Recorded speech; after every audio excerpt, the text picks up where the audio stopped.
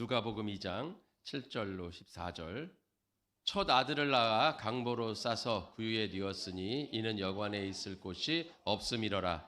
그 지역의 목자들이 밤에 밖에서 자기 양떼를 지키더니 주의 사자가 곁에 서고 주의 영광이 그들을 두루 비침에 크게 무서워하는지라. 천사가 이르되 무서워하지 말라. 보라, 내가 온 백성에게 미칠 큰 기쁨의 좋은 소식을 너희에게 전하노라. 오늘 너희를 위하여 구주가 나셨으니 곧 그리스도 주시니라. 너희가 가서 강보에 쌓여 구유에 뉘어 있는 아기를 보리니 이것이 너희에게 표적이지나 하더니 호련히 수많은 천군이 그 천사들과 함께 하나님을 찬송하여 이르되 지극히 높은 곳에서는 하나님께 영광이요 땅에서는 하나님이 기뻐하시는 사람들 중에 평화로다 하니라. 아멘. 내려놓음이라는 말씀으로 우리 같이 은혜 나누도록 하겠습니다. 이번 2023년 사순절 기간 동안 우리가 예수님께서 우리에게 오셔서 인간의 모습으로 우리에게 보여주신 그 은혜를 우리가 깨닫고 그것을 닮아가는 그런 시간을 갖도록 합니다. 첫 시간으로 예수님께서 이 땅에 오셔서 제일 먼저 우리에게 보여주신 모습, 바로 내려놓으신 모습, 이 모습을 통해서 우리가 이 시간 예수님께서 내려놓으신 것처럼 우리도 이 땅에 있는 모든 나의 것들을 내려놓고 오직 예수님을 닮아가는 우리 복된 성읍교회 성도님들 되시기를 축원드립니다. 오늘 이제 본문의 배경을 살펴보면 로마 황제 가이사랴 아우구스투스가 명을 내렸어요. 명을 내려서 점령을 많이 하다 보니까 아주 지역이 굉장히 넓잖아요. 로마라는 나라가 당시에. 그래서 이 시대 그때 당시에 온 세계를 지배하는 나라다 할 정도로 아주 강한 힘과 그런 권세를 가지고 있는 로마의 황제 그 아우구스투스가 사람들을 잘 관리하기가 힘들어요. 그래서 이런 것들을 잘 정리하기 위해서 호족을 등록해라. 각 지역마다, 각 나라마다 호족을 다 등록해라. 이렇게 명을 내렸습니다. 그래서 그 수리아 지역, 예수님이 살고 있는 그 수리아 지역을 관리하고 있는 총독이죠. 우리가 2절에 보면 구레뇨라고 하는데요. 이 총독 구레뇨라는 사람이 야, 그럼 우리도 로마가 황제를 내렸으니까 빨리 호족을 등록해야겠다. 이렇게 하는 것이죠. 특별히 이 총독들은 각 나라를 다스리고 각 지역을 다스렸기 때문에 얼마나 많은 총독들이 있었겠어요. 그죠, 로마에. 그러니까 어떻게 해서든지 로마 황제에게 눈에 띄어야 됩니다. 눈에 띄려면 로마 황제가 명령을 내렸을 때 빨리빨리 해가지고 호족 등록하라 그랬으니까 빨리 등록해서 다른 사람들보다 먼저, 다른 지역보다 먼저 등록해가지고 갔다가 황제가 내야지 그 로마 황제가 여기는 어딘데 벌써 왔어. 아, 여기 수리아 지역이라고 합니다. 누구야 총독이야? 그러니까 구레뇨가 총독이니까. 그러면 이제 로마 황제가 뭐라 그랬어요? 이 사람 능력 있네, 괜찮네. 이렇게 딱 눈에 탁 들을 거 아니에요. 그러니까 그 총독들은 어떻게 해서든지 빨리 호족을 등록시키려고 혈안이 됐겠죠. 그러니까 사람들을 막 다그쳐서 빨리 고향으로 내려가서 호족 등록을 해라. 참 이렇게 이런 명이 내려졌어요. 그러니까 이 요셉과 마리아도 결국 고향으로 내려가게 된 것이죠. 그래서 베들레헴으로 내려가서 거기서 호족을 등록을 하는 것이죠. 호족을 등록해. 우리나라 말하면 주민등록인재를 등록한다 이거예요. 그래서 호족을 등록하러 이제 지금 베들레헴에 내려갔습니다. 근데 중요한 건 무엇이냐면 마리아가 그때 당시에 뭐예요? 임신해가지고 이제 만삭이 된 상황이에요. 원래 같으면 임신을 해서 만삭이 됐으니까 아기를 낳고 이제 어느 정도 이제 조금 몸을 추스린 다음에 다녀오겠습니다. 이렇게 얘기를 하면 될 건데 지금 어때요? 황제 명이 내려진 상태고 수리아 총독은 어떻게든지 황제한테 눈에 띄어야 되고 그러니까는 임신을 했던 말던 만삭이든 아니든 어떻게 해야 돼요? 무조건 내려가서 호족 등록해야 되는 거예요. 그죠? 그러니까 빨리 내려가라. 그러니까 어쩔 수 없이 요셉과 마리아가 호족을 등록하러 베들레헴에 내려갔다는 거죠. 내려갔는데 다른 사람들은 홀몸이니까 막 금방 내려간단 말이죠. 근데 여기는 마리아가 만삭이니까 천천히 내려갈 수밖에 없겠죠. 지금처럼 무슨 차가 있는 것도 아니고 걸어가야 되는데 그런 상태에서 서서히 가다 보니까 다른 사람들이 먼저 가가지고 베들레헴의 여관을 다 잡았을 거 아닙니까? 그러니까 나중에 늦게 도착해가지고 이제 여관을 잡으려고 방을 잡으려고 하니까 방이 없어요. 방이 없으니까 이거 큰일 났다 하는데 엎친 데 덮친 격으로 이제 출산이 임박해가지고 아기가 나오려고 그래. 이거 어떡하냐? 큰일 났다. 그래가지고 결국 어디서 이제 아기를 낳아요. 이제 분만실을 마구간에다 차리고 거기서 이제 출산을 한 거죠. 그러다 보니까 아기를 어디다 뉘어요? 뉘을 데가 없잖아요. 그러니까 비어 있는 말구유, 즉 말 먹이통에다가 집을 깔고 쌓아간 그 강보로 해가지고 거기다가 아기 예수를 넣으셨다 이거예요. 오늘 말씀이 그 얘기예요. 그러니 그 모습이 얼마나 정말 낮고 천한 모습입니까? 아무리 부모가 어렵고 힘들더라도 자기 자녀에게, 자기 이제 태어날 아기에게는 좋은 것을 주려고 하는 것이 부모의 마음인 줄 믿습니다. 그렇죠? 내가 아무리 어려워도 내가 가지고 있는 것을 최고로 해주려고 하는 것이 부모의 마음이에요. 특별히 요셉은 기술이 있었어요. 뭡니까? 목수잖아요.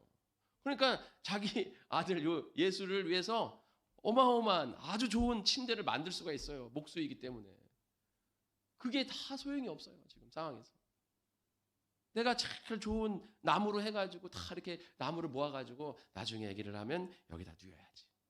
초다들 아닙니까? 그러니까 좋은 아기 침대, 아기 요람을 만들 수 있었어요. 만들었을 거예요 아마. 아니면 준비하고 있었을지도 모르죠. 그런데 결국 어쨌든 역사의 흐름 속에서 베들레헴에 가고, 베들레헴에 가서 아기를 낳게 되고, 아기를 낳고 그 아기를 말구유, 즉 말 먹이통에 넣을 수밖에 없는 참담한, 예수님도 낮고 천한 모습으로 오셨지만 그 마리아 요셉의 마음은 얼마나 참담했겠어요. 내 첫아이인데 말 먹이통에다가 지금 내가 뉘어야 되느냐. 그러나 그 모든 것이 결국 하나님의 뜻이라는 것이죠. 지금 이 모든 명령은 어디서부터 온 겁니까? 로마 황제로부터 온 거예요. 로마 황제면 아까 말씀드린 것처럼 당대 가장 권세 있고 가장 능력 있고 가장 힘 있다고 하는 사람 아닙니까? 이 세상을 지배하는 사람이다라고 말할 정도로 어마어마한 권세를 쥐고 있는 사람이에요. 그 사람이 명령을 내려서요. 그 명령을 통해서 이 모든 일이 일어납니다. 그러나 이 모든 일은 누구의 뜻입니까? 하나님의 예언과 하나님의 계획의 일환인 줄 믿습니다. 그러니까 이 땅에서 아무리 힘 있고 아무리 권세 있는 사람이라 할지라도 결국엔 누구 뜻대로 움직이는 거예요? 하나님의 뜻대로 움직인다는 것이죠. 바로 우리가 이 땅에서 우리의 것을 내려놓아야 되는 것, 나의 것을 비워야 되는 이유가 여기에 있다는 것입니다. 우리가 지금 이 세상에 살아갑니다. 제가 이제 대학교 막 들어갔을 때인가요? 그때 어떤 시대라 그랬냐면 지금은 PR 시대입니다. 이런 얘기가 나왔어요. PR 시대다. 나를 나타내고 나를 보여줘야 되는 시대다. 그래서 나의 어떤 능력이나 나의 장기나 나의 모습, 좋은 모습을 막 나타내고 보여줘야 내가 성공하는 시대이다. 이런 얘기가 있었어요. 그래서 어떻게든지 나를 나타내려고 했습니다. 어떻게든지 나를 드러내려고 했어요. 그러나 그때는 인터넷도 발달되지도 않고 핸드폰이나 이런 것도 없었기 때문에 드러낸다는 게 쉽지가 않았어요. 그런데 지금 그렇게 한 20, 30년이 흘러간 지금 어떻습니까? 지금 나를 드러내기엔 참 좋은 시대에 살고 있지 않습니까? 지금 앉아서도 나를 전 세계에 드러낼 수가 있어요. 방 안에 가만히 앉아서도 전 세계에 나를 드러낼 수가 있습니다. 핸드폰 찍어서 SNS 올리면 전 세계에서 공유하는 거예요. 컴퓨터에서 유튜브 찍어서 유튜브에다 올리면 전 세계 사람들이 다 보는 거예요. 그런 시대에 살고 있어요. 그러다 보니까 지금 우리가 얼마나 나를 나타내고 나를 포장하고 나의 좋은 것만 보여주려고 하는 그런 시대에 우리가 살고 있어요. 그러다 보니까 우리가 자꾸 이 세상의 것을 자꾸 움켜쥐려고 하고 내가 절대로 남을 이겨야 되고 내가 져서는 안 되고 내가 남보다 더 나은 모습을 보여줘야 되고 이러한 시대에 우리가 살게 된다는 것이죠. 제가 잠깐 미드인가요? 하나를 봤는데 거기가 시제가 미래 시대예요. 배경이 미래인데 뭐냐 하면은 그 모든 사람을 능력을 뭐로 평가하냐면 그 SNS에서 별풍선 주잖아요. 그 별풍선으로 능력을 매기더라고요. 그래서 5점이 만점이야. 5점이 만점인데 4.5점이 넘어야 그래도 상위권, 상류층인 거예요. 상류층이고 4점이 넘어야 그래도 조금 어디 가서 좀 얘기할 수 있어요. 한 3점 된다. 그러면 사람 좀 취급 못 받아. 그리고 2.5점 되면 감옥에 가야 돼요. 2.5점 받으면 큰일 나. 그러니까 사람들한테 어떻게 해서든지 별을 많이 받고 칭찬을 많이 받아서 자기 별을 올려야 돼요. 그래서 사람들이랑 얘기할 때도 절대로 3점대 이런 사람들이랑 얘기 안 하고 무조건 4.5점 되는 사람이랑 얘기해야 돼요. 그리고 집에서도 어떻게 해서든지 좋은 모습만 보여줘야 돼요. 그러니까 막 집에 있을 때나 밥 먹을 때나 그냥 밥도 그냥 먹으면 안 돼요. 다 이쁘게 플레이팅 해가지고 밥 차려놓고 사진 찍고, 사진 찍는 것도 절대로 인상 써서는 안 돼요. 좋은 모습으로만 찍고, 친구들이랑 얘기할 때도 계속 칭찬만 하고, 사람들 만날 때도 계속 좋게만 얘기하고, 막 항상 해피 해야 되고.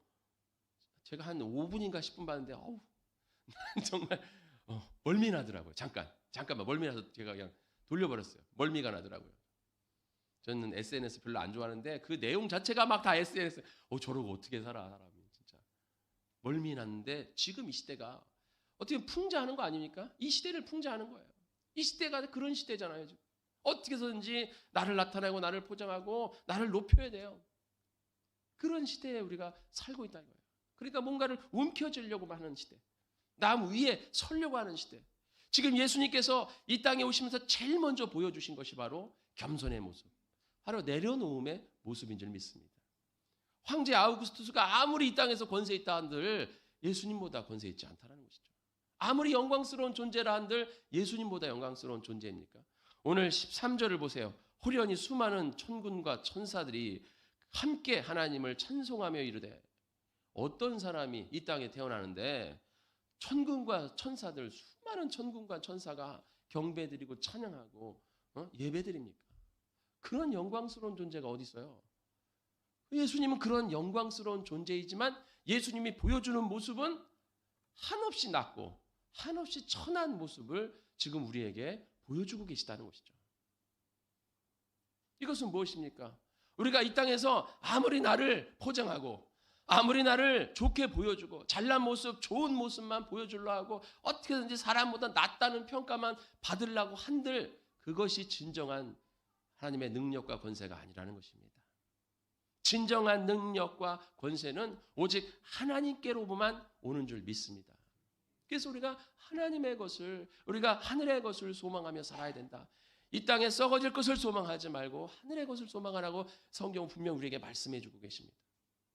우리는 어떻게 그것을 가질 수 있습니까? 바로 내 이 세상의 모든 것을 내려놓을 때 그럴 수 있다는 것이죠.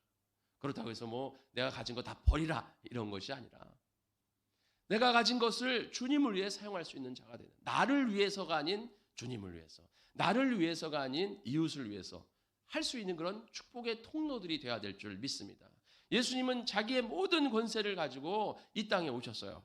우리 14절에 보면 지극히 높은 곳에서는 하나님께 영광이다. 즉 하늘에서는 하나님께 영광스러운 그런 존재이시지만 이 땅에 오셔서는 방이 없어서 말 구유에 누울 수밖에 없는, 누가복음 9장 58절에 예수님께서 이르시되 여우도 굴이 있고 공중에 새도 집이 있으되 인자는 머리 둘 곳이 없다라고 말씀하셨어요. 그 모든 것을 내려놓으시고 우리에게 이런 겸손의 모습을 보여주시면서 진정한 권세와 진정한 능력이 어디서부터 오는지를 직접 몸소 보여주고 계시다는 것이죠. 우리는 바로 예수님이 이렇게 보여주신 이 모습을 따라가야 될 줄 믿습니다. 또한 아까 말씀드린 것처럼 오늘 아우구스투스, 또 수리아 총독 구레뇨, 이 모든 사람들이 1절, 2절에 쭉 나와요. 그리고 오늘 여기 말구에 놓여있는 아주 천한 모습의 한 아기가 나옵니다. 그러나 지금 주인공은 누구예요? 바로 그 한 아이가 주인공이고 이 예수 그리스도가 이 땅의 구원이며 기쁨이라고 말씀하고 있잖아요. 그러니까 대조적이잖아요. 이 세상에서 가장 권세 있는 사람, 이 세상에서 가장 낮게 천하게 오신 예수님. 그러나 진정한 권세는, 영광은 예수님이다. 이것을 우리에게 보여주시는 거예요. 우리가 정말 나를 비울 수 있는 겸손한 자녀가 되어야 될 줄 믿습니다. 우리가 이 땅에서 겸손할 때 우리가 하나님의 사람이 될 수 있는 것이죠. 예수님께서 이렇게 말씀하셨습니다. 로마서 1장 27절에 하나님께서는 세상에 미련한 것들을 택하사 지혜 있는 것들을 부끄럽게 하려 하시고 세상에 약한 것들을 택하사 강한 것들을 부끄럽게 하시며, 하나님께서는 이렇게 내려놓고 겸손한 자들을 사용하신다고 말씀하시는 거예요. 우리가 그렇다고 해서 약하고 부끄럽고 천한 사람이 돼야 된다 이런 말씀을 드리는 게 아니에요. 내가 아무리 세상에서 많은 걸 가지고 많은 능력이 있고 많은 힘이 있다 하더라도, 내가 아무리 지혜롭다 하더라도 겸손한 자세를 가지라는 것입니다. 우리가 겸손할 때 하나님의 능력이 있고 하나님의 은혜가 있고 하나님의 복이 있을 줄 믿습니다. 야고보서 4장 6절에 하나님이 교만한 자를 물리치시고 겸손한 자에게 은혜를 주신다고 말씀하셨어요. 하나님은 겸손한 자를 원하시는 거예요. 예수님이 이 땅에 겸손의 왕으로 오셨어요. 그렇다면 우리도 예수님을 닮은 자로서 겸손해야 될 줄 믿습니다. 이 땅의 것을 자꾸 움켜쥐려고 하면 그거 움켜쥐는 곳에서 시기와 질투, 또 다툼과 싸움이 나오는 거죠. 어떻게든지 나를 잘 보여야 되고 내가 어떻게든지 나를 포장해야 되고 그러다 보니까 자꾸 힘듦이 오잖아요. 그러나 내가 나의 교만과 나의 자만과 아집과 고집을 내려놓을 때, 나를 비우고 내 모든 것을 내려놓을 때 우리가 주님 앞에 온전히 설 수 있는 거예요. 그럴 때 주님께서 우리를 찾아주시고 그럴 때 우리를 주님을 만날 수 있는 줄 믿습니다. 우리는 나의 것을 비우고 예수님을 우리 마음에 가득 채워야 될 줄 믿습니다. 빌립보서 2장 3절부터 5절에 이런 말씀이 있습니다. 아무 일에든지 다툼이나 허영으로 하지 말고 오직 겸손한 마음으로 각각 자기보다 남을 낮게 여기고, 남을 낮게 여기라는 게 아니라 남을 낮다고 여기라는 거죠. 높이라는 것이죠. 각각 자기 일을 돌볼 뿐더러 또한 각각 다른 사람의 일을 돌보아 나의 기쁨을 충만하게 하라. 남을 돌보고 남을 섬길 때 하나님이 기쁨 되신다는 것입니다. 너희 안에 이 마음을 품으라. 곧 그리스도의 마음이다. 우리는 그리스도의 마음을 가득 채우는 자가 되어야 될 줄 믿습니다. 이 땅에서 이 세상 사람들은 그저 나를 좋게 보이고 좋은 것으로 보이고 나은 것을 보이려고 하고 최상의 것을 보이려고 하고 거기다 골머리를 쓰고 그렇게 살아가지만 남는 것은 아무것도 없어요.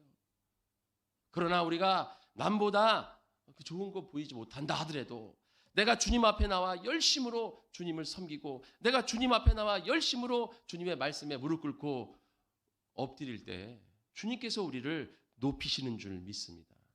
내가 높아지려 할 때 낮아지고 내가 낮아지려 할 때 높이신다고 말씀했습니다. 오늘 누가 제일 먼저 예수님을 만났습니까? 이 땅에서. 물론 요셉과 마리아죠. 그러나 요셉과 마리아는 부모님이고 그 외에 누가 제일 먼저 만났어요? 오늘 여기 읽어보면 8절에 그 지역의 목자들이 밤에 밖에서 자기 양떼를 지키더니 주의 사자가 곁에 서고 주의 영광이 그들을 두루 비침에 크게 무서워하였는지라.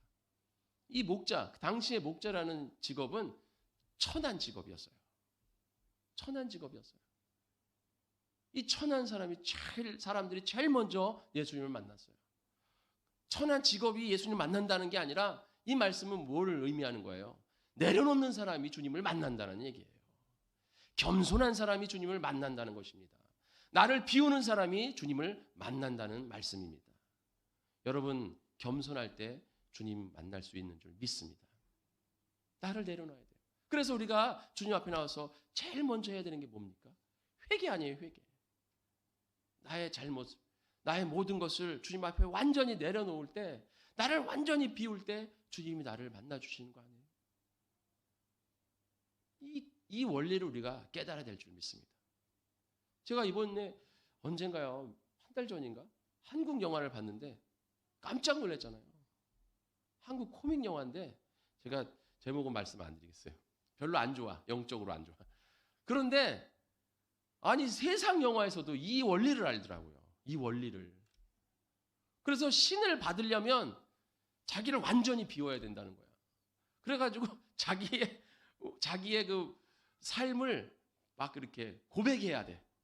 자기의 삶을 고백해.